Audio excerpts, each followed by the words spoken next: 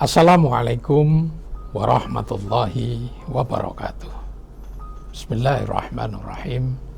Alhamdulillahilladzi karramana bi syahri ramadhana bi fadli rabbina. Wa lailatul qadri fihi qad nazalat.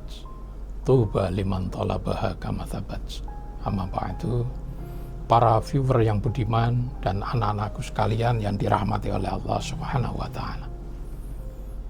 Ada satu kisah yang menarik. Sebuah perjalanan penuh liku untuk mencari kebenaran sejati dari seorang pemuda yang bernama Salman Al-Farisi.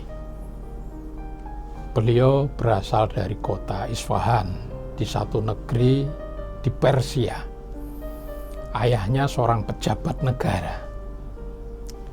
Beliau menganut ajaran Majusi, menyembah api, mengikuti ajaran kedua orang tuanya dan nenek moyang yang pada saat itu banyak orang-orang menganut ajaran Majusi di negara Persia. Namun pada satu titik ketika ia beranjak mulai dewasa, menjadi seorang pemuda yang sangat cerdas, beliau mulai berpikir, beliau merenung, kenapa api harus disembah? Sementara api diciptakan, dinyalakan oleh manusia, dan dimatikan oleh manusia. Mulai goncang keyakinannya. Ia ingin menemukan kebenaran atas jawaban-jawaban pertanyaannya. Maka mulailah pengembaraan dia lakukan, mencari seorang guru yang bijaksana, yang mampu menjawab kegundahan hatinya. Bertemulah dia dengan seorang alim yang pada waktu itu menjadi panutan, seorang ahli kitab. Beliau datang dan berguru kepada ahli kitab tersebut. Ahli kitab ini menguasai ajaran-ajaran dari kitab Taurat dan kitab Injil. Setelah berguru, beliau mengikuti ajaran yang diajarkan oleh gurunya.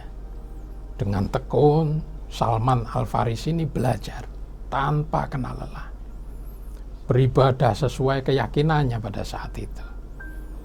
Namun, menjelang gurunya wafat, gurunya sedang sakit keras, sakaratul maut, Salman Al-Farisi bertanya kepada gurunya, "Wahai guruku, sepeninggalan engkau, kepada siapa aku harus melanjutkan pencarian kebenaran ini?"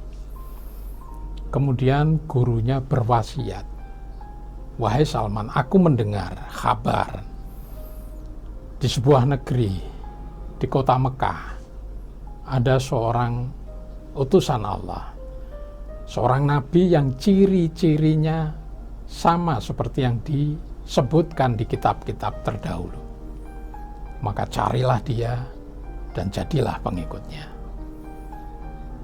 Setelah gurunya meninggal, Salman Al-Farisi berkemas, mengumpulkan harta bendanya, mengendarai kuda yang terbaik, kemudian menemui rombongan kafilah yang akan berdagang ke kota Mekah. Dia menemui ketua rombongannya dan meminta supaya disertakan, supaya dia diikutkan dalam perjalanan.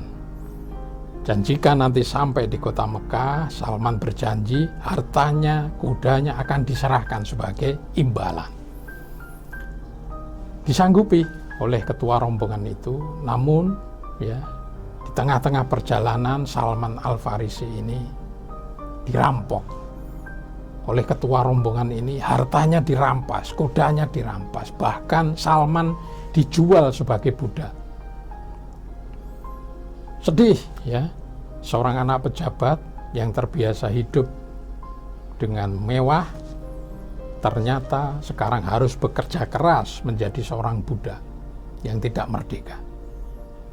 Bertahun-tahun Salman menjalani pekerjaan itu. Satu saat majikannya mengajaknya ke Madinah. Dan di Madinah kebetulan dia mendengar Rasulullah Shallallahu Alaihi Wasallam ada di kota itu. Maka beliau menemui Rasulullah Sallallahu Alaihi Wasallam, sosok Nabi yang dia rindu-rindukan, yang dinantikan perjumpaannya selama ini. Allah Subhanahu wa Ta'ala berkenan mempertemukan Salman Al-Farisi dengan Rasulullah Sallallahu Alaihi Wasallam. Pada saat bertemu, Salman menceritakan kisah hidupnya dan menyatakan ingin masuk Islam, ingin menjadi pengikut Rasulullah SAW. Oleh Rasulullah SAW, kemudian Salman dibaiat, masuk dan menjadi penganut agama Islam, menjadi seorang Muslim.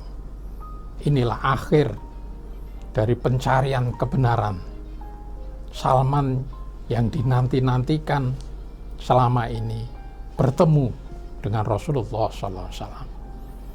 Rasulullah SAW mengangkat Salman menjadi keluarganya, bagian dari keluarganya. Kemudian Rasulullah membebaskan Salman, menebus, ya.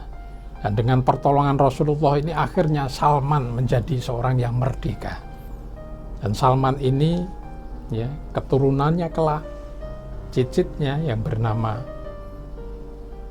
Syekh Subakir, ya, Maulana Muhammad Al-Baqir, pada abad ke-10 dari Persia beliau berdakwah ke tanah Jawa.